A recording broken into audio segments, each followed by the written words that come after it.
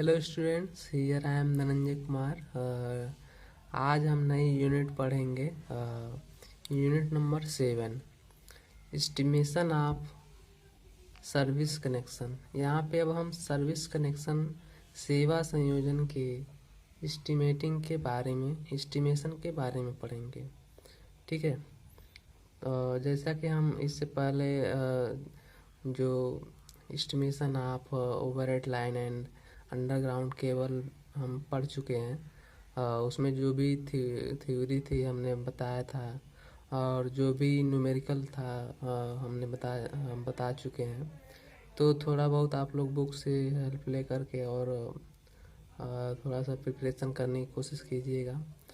क्योंकि हमारे पास इस समय बुक नहीं है, फिर भी हम पीडीएफ इसे बच्चों से मंगा कर के ही हम नोट्स बना रहे हैं और पढ़ाने की कोशिश कर रहे हैं।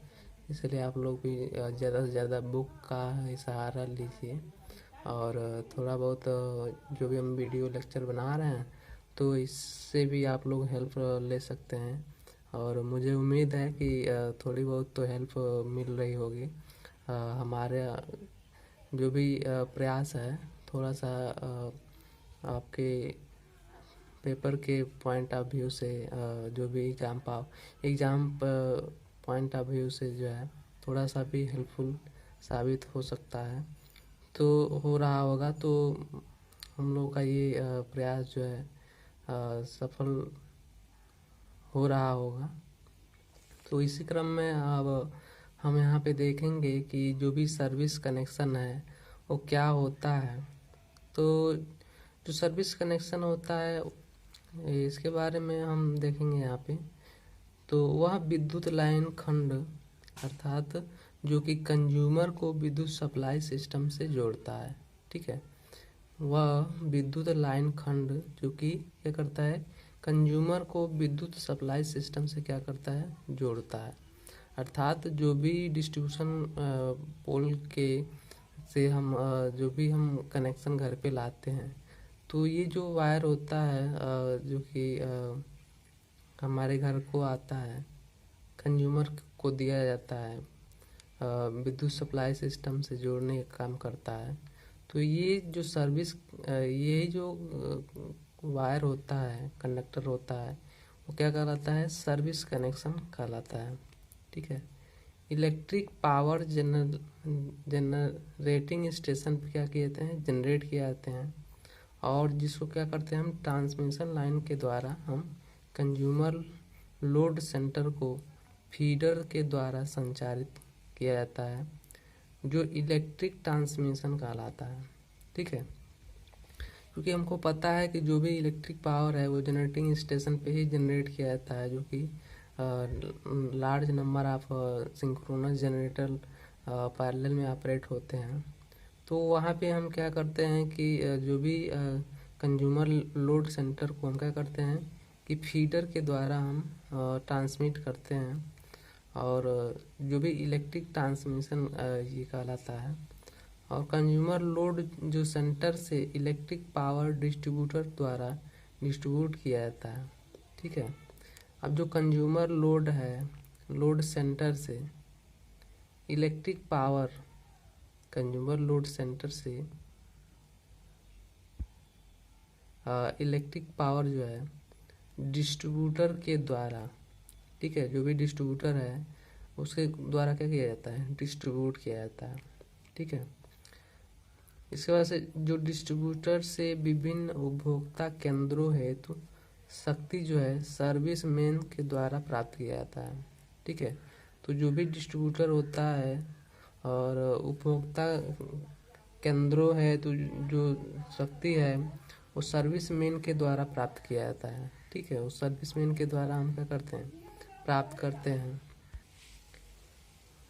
जो उपभोक्ता है, जो कंज्यूमर है, सर्विस कनेक्शन के द्वारा ही सर्विस मेन से जुड़ा होता है। ठीक है। तो जो भी सेवा जो मेन है उससे जुड़ा होता है। इस प्रकार हम कह सकते हैं कि जो सर्विस कनेक्शन है वह विद्युत लाइन खंड है, जो कि उपभोक्ता को उसके उपयोग हेतु विद्युत शक्ति सोर्स प्रदान करता है। ठीक है, तो इस तरह से हम कह सकते हैं कि जो भी सर्विस कनेक्शन है वो क्या करता है कि ये विद्युत लाइन का वह खंड होता है जो कि उपभोक्ता को, जो भी कंज्यूमर है, उसके यूज के लिए जो भी इलेक्ट्रिक पावर सोर्स है वो प्रोवाइड करता है। ठीक है, इसके बाद से हम देखेंगे कि जो भी टाइप ऑफ सर्विस कनेक्शन, तो जो सर्विस कनेक्शन है वो कितने टाइप के होते हैं। सर्विस कनेक्शन सेवा संयोजन कितने तरह के होते हैं हम यहाँ पे देखेंगे।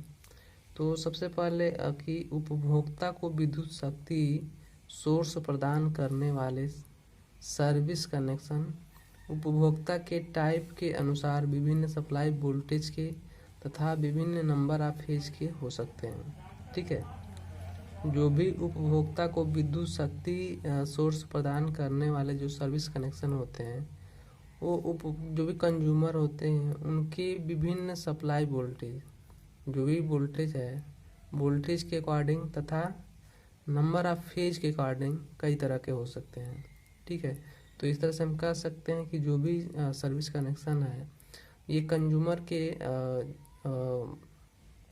वोल्टेज नंबर ऑफ फेज के अनुसार हो सकता है, कैटेगराइज कर सकते हैं, और वोल्टेज के अनुसार भी हम उसे कैटेगराइज कर सकते हैं।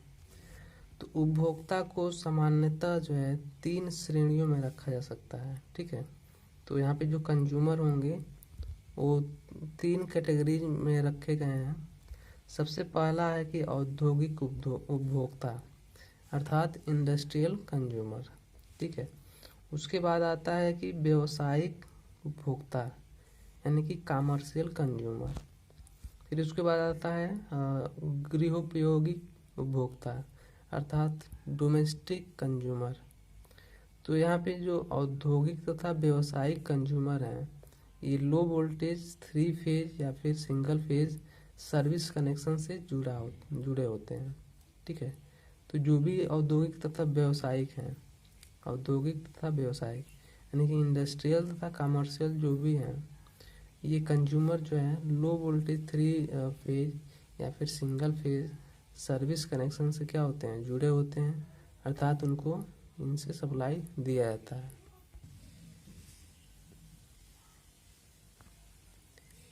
इसलिए सेवा संयोजन के निम्न प्रारूप हो सकते हैं। ठीक है, सबसे पहले जो है हम देख सकते हैं कि on the basis of supply voltage, तो जो भी सर्विस कनेक्शन है उसको हम जो है वोल्टेज सप्लाई वोल्टेज के आधार पर हम डिवाइड कर सकते हैं। तो सप्लाई वोल्टेज के आधार पर जो सर्विस कनेक्शन होता है वो 2 प्रकार का होता है। ठीक है, पहला जो होता है हाई वोल्टेज सर्विस कनेक्शन। ठीक है, पहला क्या होता है, वोल्टेज सप्लाई वोल्टेज के बेसिस पे पहला होता है हाई वोल्टेज सर्विस कनेक्शन। तो यहाँ पे हम देख सकते हैं कि जो भी सामान्यतः जनरली जो औद्योगिक उपभोक्ता होते हैं, जो भी इंडस्ट्रियल कंज्यूमर होते हैं, ये हाई वोल्टेज पर सर्विस कनेक्शन प्राप्त करते हैं। ठीक है, तो जो भी इंडस्ट्रियल कंज्यूमर हैं ये हाई वोल्टेज पे सर्विस कनेक्शन प्राप्त करते हैं और उपयोग हेतु क्या करते हैं, वोल्टेज को कम करने के लिए स्टेप डाउन ट्रांसफार्मर का यूज करते हैं। ठीक है, ठीक है, तो यहाँ पे हम देख सकते हैं कि उपयोग के लिए चूँकि ये हाई वोल्टेज सर्विस कनेक्शन तो प्राप्त करते हैं, लेकिन उसके लिए उस वोल्टेज को उपयोग करने के लिए वोल्टेज को कम करने की आवश्यकता होती है। इसके लिए हम क्या करते हैं कि स्टेप डाउन ट्रांसफार्मर यूज करते हैं, जो कि जो भी स्टेप डाउन ट्रांसफार्मर होता है ये उपभोक्ता परिसर में ही लगा होता है। ठीक है, जो भी कंज्यूमर होता है उसके परिसर में ही लगा होता है ये स्टेप डाउन ट्रांसफार्मर। तो यहाँ पे हम देख सकते हैं कि जो भी उपभोक्ता का अपना इलेक्ट्रिक सब स्टेशन होता है, ठीक है, उसके बाद डिस्ट्रीब्यूशन सिस्टम अपनी होती है। ठीक है, तो जो भी स्टेप डाउन ट्रांसफार्मर जो होता है वो अपने उपभोक्ता जो है कंज्यूमर जो है अपने परिसर में ही लगवाता है और यहाँ पे जो भी उपभोक्ता का अपना जो इलेक्ट्रिक सब स्टेशन होता है, एक तरह से कह सकते हैं। और उसके बाद क्या होता है कि डिस्ट्रीब्यूशन सिस्टम अपना लगवाता है और अपने अनुसार ही डिस्ट्रीब्यूट करता है, ठीक है, लोड के अनुसार। फिर यहाँ पे जो कंज्यूमर है अपनी एनर्जी मीटर इसी संस्थान के इनपुट पर लगा होता है, ठीक है। तो जो भी कंज्यूमर है वो क्या करता है कि एनर्जी मीटर जो है इस संस्थान के इनपुट पे ही लगाता है, ठीक है। तो इस तरह से हम देख सकते हैं कि यह वोल्टेज जो होता है वो 11 किलो वोल्ट होता है, ठीक है। तो जो भी ये हाई वोल्टेज जो सर्विस कनेक्शन होते हैं ये 11 किलो वोल्ट पे काम करते हैं और ज़रूरत पड़ने पर ये क्या करते हैं, स्टेप डाउन ट्रांसफार्मर का यूज़ करके वोल्टेज को स्टेप डाउन करके और अपने यूज के अकॉर्डिंग वोल्टेज को स्टेप डाउन कर लेते हैं। फिर इसी में सेकंड जो है लोड टेंशन सर्विस कनेक्शन। ये क्या था, हाई टेंशन सर्विस कनेक्शन या हाई वोल्टेज सर्विस कनेक्शन, और यहाँ पे ये जो है लो टेंशन सर्विस कनेक्शन। तो जो डोमेस्टिक कंज्यूमर तथा कमर्शियल जो कंज्यूमर होते हैं इनको लो वोल्टेज सर्विस सोर्स की आवश्यकता होती है। तो जो भी डोमेस्टिक कंज्यूमर हो गए, जो कि गृहोपयोगी उपभोक्ता हो गए या फिर औद्योगिक व्यावसायिक उपभोक्ता हो गए, इनको लो वोल्टेज सोर्स की ही ज़रूरत होती है। इसलिए low voltage service connection use करते हैं, ठीक है। इनके लिए लो वोल्टेज की सोर्स की ज़रूरत होती है, तो इसलिए क्या करते हैं, लो वोल्टेज सर्विस कनेक्शन का ही यूज करते हैं। दूसरा जो तरीका है supply on the basis of supply phase, on the basis of supply phase, यानी कि जो सप्लाई फेज है, जो वोल्टेज फेज है, उसके बेसिस पे भी हम क्या करते हैं, सर्विस कनेक्शन को कैटेगराइज करते हैं। तो यहाँ हम देख सकते हैं फेज के बेसिस पर सर्विस कनेक्शन जो होता है दो प्रकार का होता है, ठीक है। तो जो भी सप्लाई फेज है उसके बेसिस पे जो सर्विस कनेक्शन होते हैं दो तरीके से हम कैटेगराइज कर सकते हैं। पहला होता है 3 फेज सर्विस कनेक्शन, ठीक है, फेज के आधार पे हो गया 3 फेज सर्विस कनेक्शन। तो कुछ उपभोक्ता अपनी आवश्यकता अनुसार शक्ति जो है कार्यभारों को प्रचालित करने हेतु 3 फेज सोर्स का यूज करते हैं और ऐसी स्थिति में उनकी मांग के अनुसार 3 फेज हाई वोल्टेज या फिर 3 फेज लो वोल्टेज सोर्स हेतु 3 फेज सर्विस कनेक्शन दिया जाता है, ठीक है। तो जो भी कुछ उपभोक्ता क्या होते हैं कि अपनी आवश्यकता के अनुसार क्या करते हैं कि शक्ति कार्यभारों को ऑपरेट करने के लिए क्या करते हैं 3 फेज सोर्स का यूज करते हैं। और ऐसी स्थिति में क्या किया जाता है, उनके जो भी रिक्वायरमेंट होती है, डिमांड होती है, उसके अनुसार उनको 3 फेज हाई वोल्टेज या फिर 3 फेज लो वोल्टेज सोर्स हेतु 3 फेज सर्विस कनेक्शन दिया जाता है। तो यहाँ पे जो 3 फेज सर्विस कनेक्शन होता है इसमें तीनों फेज दिया जाता है, यानी कि RYB तीनों फेज हम देते हैं, प्रोवाइड कराते हैं। इसके बाद से जो है उच्च वोल्टता सर्विस कनेक्शन पर 3 फेज 3 वायर सोर्स तथा लो वोल्टेज सोर्स पर लो वोल्टेज सर्विस कनेक्शन में 3 फेज 4 वायर सिस्टम प्रोवाइड किया जाता है। तो इस तरह से हम देख सकते हैं कि जो भी हाई वोल्टेज सर्विस कनेक्शन में हम क्या करते हैं 3 फेज 3 वायर से सोर्स हम सोर्स प्रोवाइड कराते हैं, जबकि लो वोल्टेज सोर्स पे हम क्या करते हैं लो वोल्टेज सर्विस कनेक्शन में हम 3 फेज 4 वायर सिस्टम प्रोवाइड कराते हैं, अर्थात 3 फेज के साथ हम एक न्यूट्रल भी प्रोवाइड कराते हैं। इस तरह से हम देख सकते हैं यहाँ पे। नेक्स्ट हम यहाँ पे देख सकते हैं कि सिंगल फेज सर्विस कनेक्शन। तो सिंगल फेज सर्विस कनेक्शन में क्या होता है, कि जनरली जो कमर्शियल और जो डोमेस्टिक कंज्यूमर के लिए हम क्या करते हैं, सिंगल फेज सोर्स की आवश्यकता होती है। ठीक है, तो जो भी कमर्शियल हो गए, जो कि व्यावसायिक और डोमेस्टिक गृह उपयोगी जो उपभोक्ता हो गए, उनके लिए हम सिंगल फेज सोर्स की ज़रूरत होती है। और इसके लिए हम क्या करते हैं कि single phase service connection provide करते हैं। तो इस प्रकार का जो सर्विस कनेक्शन जो है, थ्री वायर के एक फेज वायर तथा न्यूट्रल वायर का यूज कर हम प्राप्त करते हैं। ठीक है, तो इस तरह से जो सर्विस कनेक्शन होते हैं, इसमें थ्री फेज फोर वायर के एक फेज तथा न्यूट्रल वायर का यूज करके हम यूज प्राप्त करते हैं सप्लाई।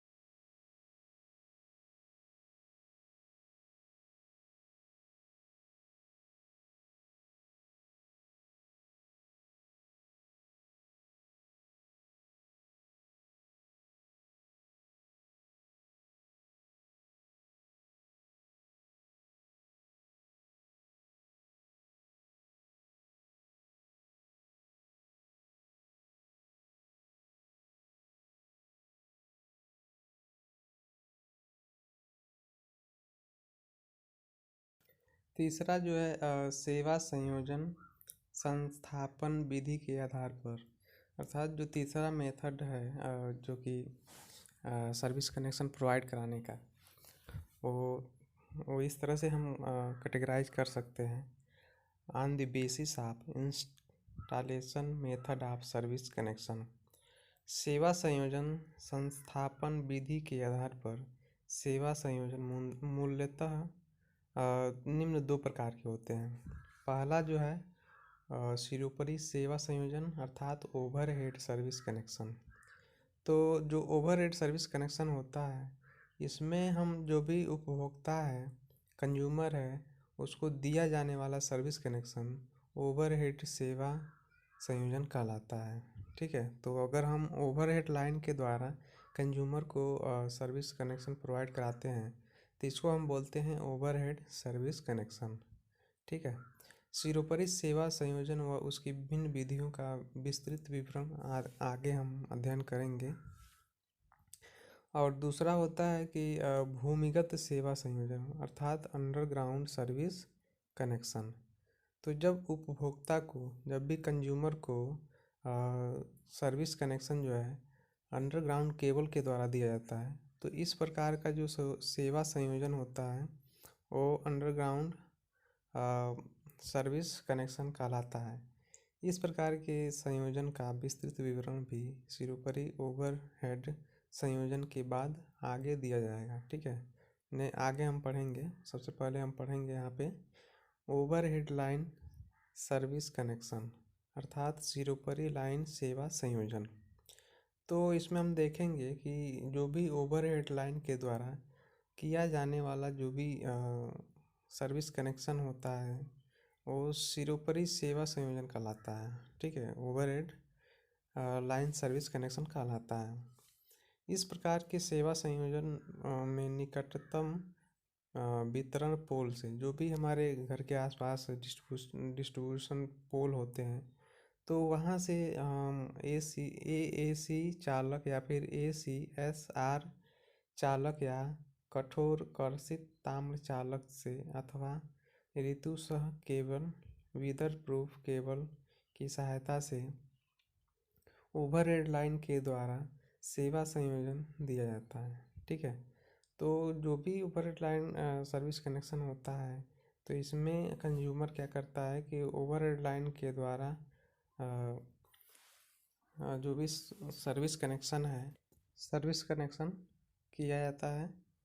तो जो भी इस प्रकार के सेवा संयोजन में जो भी डिस्ट्रीब्यूशन पोल, जो निकटतम डिस्ट्रीब्यूशन पोल होता है, तो वहाँ से हम क्या करते हैं कि ऑल एल्युमिनियम कंडक्टर या फिर aluminium conductor standard with reinforce conductor या फिर कोई भी हार्ड ड्रान कापर कंडक्टर या फिर जो भी वीदर प्रूफ केबल की सहायता से हम क्या करते हैं, ओवरहेड लाइन के द्वारा सर्विस कनेक्शन प्रोवाइड कराते हैं। यह सेवा संयोजन निम्न वोल्टता पर होता है। ये जो भी सेवा संयोजन है, सर्विस कनेक्शन है, ये लो वोल्टेज पे होता है तथा थ्री फेज व एक कलीय अर्थात सिंगल फेज दोनों ही प्रकार का हो सकता है। तो ओवरहेड लाइन जो ओवरहेड सर्विस कनेक्शन है कि विभिन्न स्थापन विधियां निम्न प्रकार हैं। तो जो भी ओवरहेड सर्विस कनेक्शन है उसको स्थापित करने की कई मेथड हैं, इंस्टॉल करने के कई मेथड हैं। तो यहाँ पे सबसे पहले हम पहला इसमें हम पढ़ेंगे ऊर्ध्वाधर ब्रैकेट प्रारूपी सेवा संयोजन अर्थात vertical bracket type service connection. ठीक है, तो इस प्रकार के सर्विस कनेक्शन में क्या होता है कि संस्थापन की वह विधि तब काम में लाई जाती है जब भवन नीची छत वाला हो, जैसा कि एक मंजिला हो, भवनों के लिए होता है। ठीक है, तो जो भी वर्टिकल ब्रैकेट टाइप जो सर्विस कनेक्शन है, यह सर्विस कनेक्शन के संस्थापन की वह विधि है यह विधि उस समय हम यूज में लाते हैं जब भवन की छत क्या हो, नीचा हो, अर्थात सिंगल स्टोरी मंजिल हो। ऐसे भवनों के लिए हम करते हैं। संस्थापन की इस विधि में उपभोक्ता के भवन की दीवार पर उचित स्थिति व ऊंचाई पर आवश्यक लंबाई का 50 × 50 × 6 mm माप का एक mild steel angle rag bolt की सहायता से इस प्रकार से स्थित किया जाता है कि जो भी क्लियरेंस है, क्लियरेंस से संबंधित जो भी इंडियन इलेक्ट्रिसिटी रूल है उसका उल्लंघन न हो। और फिर लो टेंशन लाइन से सेवा लाइन टैप करने के लिए सर्विस लाइन टैप करने के लिए अर्थात कनेक्शन प्रोवाइड कराने के लिए लो टेंशन पोल पर हम क्या करते हैं, साइकिल स्ट्रेप के द्वारा साइकिल इंसुलेटर स्थापित करते हैं और इन्हीं साइकिल इंसुलेटर पर जो भी सर्विस कनेक्शन है लो टेंशन पोल पर स्थापित किया जाता है।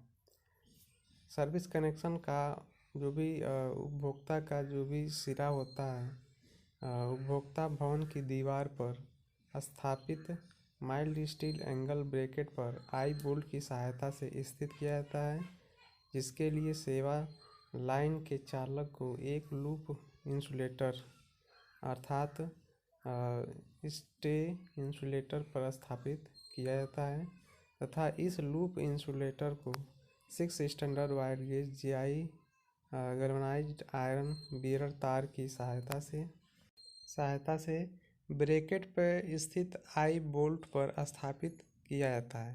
ब्रैकेट पर स्थापित इस सेवा लाइन को एक एरियल फ्यूज सहित PVC केबल या फिर वीदर प्रूफ केबल द्वारा उपभोक्ता के एनर्जी मीटर तक लाया जाता है।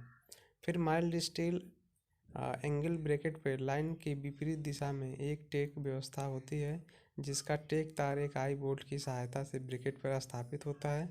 एक आई रैक बोल्ट की सहायता से उपभोक्ता भवन पर स्थापित होता है।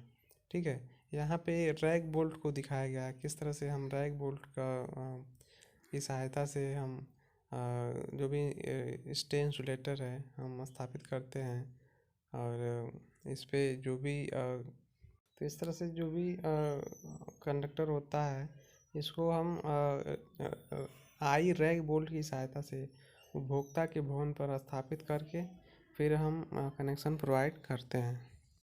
यहाँ पे आई बोल्ट दिखाया गया है फिगर नंबर ए में, और फिगर नंबर बी में जो है रैक बोल्ट को दिखाया गया है, और फिगर नंबर सी में जो है आई रैक बोल्ट को दिखाया गया है। यहाँ पे आई रैक बोल्ट दोनों ही एक साथ जुड़े हुए हैं। ये जो भी रैक बोल्ट है सामान्यतः जनरली जो हम यूज करते हैं आई बोल्ट या फिर रैक बोल्ट या आई रैक बोल्ट, ये figure number A B C में जैसा कि दिखाया गया है, ये तीनों ही हम जनरली यूज करते हैं। फिर सेवा लाइन देने के लिए सर्विस लाइन देने के लिए पहले उपभोक्ता जो है भवन पर माइल्ड स्टील एंगल ब्रैकेट व उसकी टेक तार व्यवस्था को सीमेंट की सहायता से स्थापित कर दिया जाता है, और सामान्यतः 3 दिन के लिए उसे सेट होने के लिए छोड़ दिया जाता है। 3 दिन बाद उपरोक्त अन्य व्यवस्थाएं कर मीटर बोर्ड सहित सेवा संयोजन स्थापित कर दिया जाता है। तो इस तरह से हम देख रहे हैं कि जो भी सेवा लाइन है, सर्विस लाइन है देने के लिए, हम देने से पहले उपभोक्ता के भवन पे हम क्या करते हैं, एक माइल्ड स्टील का एंगल ब्रैकेट व उसकी टेक तार अरेंजमेंट करके और सीमेंट की सहायता से उसे हम स्थापित कर देते हैं, और फिर 3 दिन के लिए उसे हम सेट होने के लिए छोड़ देते हैं। फिर 3 दिन बाद जो है उपरोक्त अन्य व्यवस्थाएं कर मीटर बोर्ड सहित सर्विस कनेक्शन स्थापित कर दिया जाता है। और इस प्रकार की जो सेवा संयोजन व्यवस्था है 3 कलीय प्रणाली जो है चित्र 6.2 में तथा 1 कलीय प्रणाली जो है चित्र 6.2 में दिखाया गया है। जैसा कि हम देख सकते हैं यहाँ पे जो भी सर्विस कनेक्शन है 3 फेज प्रणाली, 3 फेज सिस्टम और सिंगल फेज सिस्टम जो कि सर्विस कनेक्शन दिखाया गया है, यहाँ पे हम देख सकते हैं। यहाँ पे 3 फेज सर्विस कनेक्शन और सिंगल फेज सर्विस कनेक्शन को दिखाया गया है। तो फिगर नंबर ए में हम सबसे पहले देखेंगे, तो यहाँ पे जो भी ये 3 फेज सर्विस कनेक्शन है, यहाँ पे हम देख सकते हैं कि किस तरह से आर वाई और बी तीनों फेज और न्यूट्रल या फिर अर्थिंग को यहाँ पे हम क्या करते हैं कि जो भी कंज्यूमर होता है उसके भवन की दीवार पर हम क्या करते हैं, हम देख सकते हैं कि एक माइल्ड स्टील एंगल को रैक बोल्ट की सहायता से हम क्या करते हैं कि यहाँ पे सीमेंट और यहाँ पे स्टे वायर देख सकते हैं, जो कि आई रैक बोल्ट की सहायता से हम क्या करते हैं कि सेट कर देते हैं, और 3 दिन के लिए छोड़ देने के बाद फिर हम क्या करते हैं कि सर्विस कनेक्शन प्रोवाइड करके और मीटर बोर्ड जो भी है हम लगा देते हैं। तो यहाँ पे हम देख सकते हैं कि जो भी हम सर्विस कनेक्शन प्रोवाइड कर रहे हैं, तो यहाँ पे हम लूप इंसुलेटर देख सकते हैं कि लगाया गया है। तीनों फेजों में क्या किया गया है, लूप इंसुलेटर लगाया गया है, जो कि हमारे जो भवन की जो छत पे जो स्थित माइल्ड स्टील एंगल है उसको जो भी सप्लाई है उससे क्या कर रहा है, आइसोलेट कर रहा है। इस तरह से हमें किसी तरह का शॉक लगने का खतरा भी नहीं रहता है। और फिर यहाँ पे एक स्प्लिट इंसुलेटर का यूज करके भी तीनों फेजों को प्रोटेक्शन प्रोवाइड किया गया है। और इस तरह से हम देख सकते हैं कि जो भी हम सर्विस यहाँ पे कनेक्शन प्रोवाइड करते हैं, तो ये लूप इंसुलेटर से पहले हम क्या कर रहे हैं, जो भी हम कनेक्शन ले रहे हैं कंडक्टर के द्वारा, तो उसमें हम फ्यूज लगा के फिर हम घर में वो सप्लाई ला रहे हैं, ताकि कोई किसी तरह का अगर फॉल्ट हो तो उस कंडीशन में क्या हो कि हमारा फ्यूज वहीं पे बर्न हो जाए और फिर हमारे घर की सप्लाई भी वहीं से तुरंत कट जाए, ताकि हमारे घर में किसी तरह की नुकसान ना हो। तो इस तरह से हम देख सकते हैं यहाँ पे लूप रक्षक जो होता है, रक्षक जो लूप है वो क्या करता है कि ये सारे जो भी फेजेज हैं या फिर न्यूट्रल या फिर है वायर, इनको प्रोटेक्शन प्रोवाइड करता है। ठीक है, तो इस तरह से हम देख पा रहे हैं कि ये केबल को किस तरह से हम एक पाइप के थ्रू लेके आते हैं, अपने घर के मीटर बोर्ड को देते हैं। ये हमारा 3 फेज सर्विस कनेक्शन दिखाया गया है। फिर हम अगर सिंगल फेज सर्विस कनेक्शन की बात करें तो यहाँ पे भी हम देख सकते हैं कि किस तरह से यहाँ पे भी हम लूप इंसुलेटर यूज किए गए हैं और यहाँ पे लूप रक्षक लूप भी लगाया गया है। और देख सकते हैं कि जो भी फेज है हमारा, फेज से हम फेज में हम फ्यूज लगा करके सर कनेक्शन ले करके फिर हम मीटर बोर्ड को हम देते हैं। और ये जो मीटर बोर्ड है घर के अंदर लगा रहता है। और ये जो सर्विस हम लेते हैं यहाँ पे भी हम देख सकते हैं किस तरह से माइल्ड स्टील का जो एंगल है ये रैक बोल्ट की सहायता से हमारे भवन की दीवार पर क्या है फिट किया गया है। और यहाँ पे आई रैक बोल्ट की सहायता से हम स्टे वायर या फिर जो टेक तार है उसको टेक प्रोवाइड कराते हैं। फिर आई बोल्ट की सहायता से हम यहाँ पे आइसोलेट करते हैं पोल को, टेक वायर को स्प्लिट इंसुलेटर लगा करके। तो इस तरह से हम देख रहे हैं कि जो भी ऊर्ध्वाधर ब्रैकेट टाइप सर्विस कनेक्शन में जो है ये दो तरह की जो सप्लाई है हम घर के अंदर लाते हैं, सर्विस कनेक्शन प्रोवाइड कराते हैं। कभी कभी जो माइल्ड स्टील एंगल ब्रैकेट के स्थान पर हम जीआई पाइप भी स्थापित करते हैं। तो जैसा कि हम यहाँ पे देख पा रहे हैं कि कभी कभी जो माइल्ड स्टील एंगल ब्रैकेट के